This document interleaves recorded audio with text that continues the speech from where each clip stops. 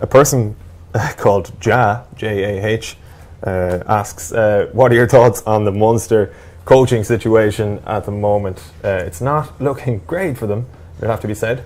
I think the massive challenge for Munster now is to thread their way through this transition to a new coach and try and hold everything in place. I think it's the worst possible time for this to happen to them, because in most scenarios when a coach says I'm leaving in 6 months, you say, right, you might as well leave now and let's get on with the next stage. Munster can't do that for a couple of reasons. One, I think, is it's a very expensive exercise for Munster to let Erasmus and Niederbar go now. But even if they had the resources to do that, and is that they don't have anybody to take over now. There's pre-season starting, I think, in next week. In fact, if it hasn't started already in some shape or form. So they have nobody actually to take over now, even if the two boys jumped in a plane in the morning, which is a bit of a disaster. So now what they do is they've got to go out and find somebody. Assuming they find somebody, that could take, realistically, 2 or 3 months. They're going to the market very late. If they found somebody in November or October at the earliest, how's that transition happen during the season? When does that person come in? They've got to set out their stall, their philosophy, their way of doing things. This is in the middle of a season.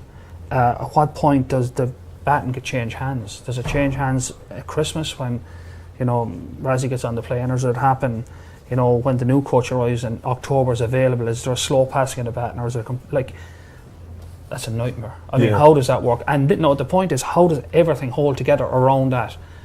And it's Munster are facing a massive, massive challenge in this area, is how they transition to a new coach in mid-season. It's a very difficult thing to do without some sort of problems. And maybe they can do it. If they do, it'll be a hell of an achievement, because where Munster have got, probably, to be fair to Erasmus, they overachieved last year. If you told Munster supporters this time last year you'll get to the semi-final of Europe and you get to the final of the Pro 12, they'd have bit your hand off. But they did. So the expectation is now that's the baseline now. We maybe go further if Rassie was staying, but even if leaving now, we should be in that realm.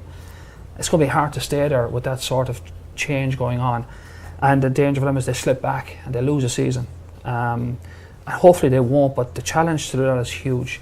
And there is a bit of anger out there, because now, Erasmus said in April, I'm definitely staying, and then 3 months later he says I'm definitely leaving.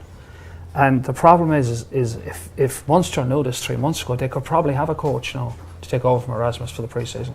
Like, in fairness, Connacht have got their business done. It didn't help them though what happened last Christmas. But having said that, a new coach would have had a pre-season. That's off the table now for Munster. So I can understand a little bit of anger that he gave him his word in April and then he changed it again, 3 months later. But it's done and dusted now. It's not going to change. They'll probably have to stay with him until they find somebody.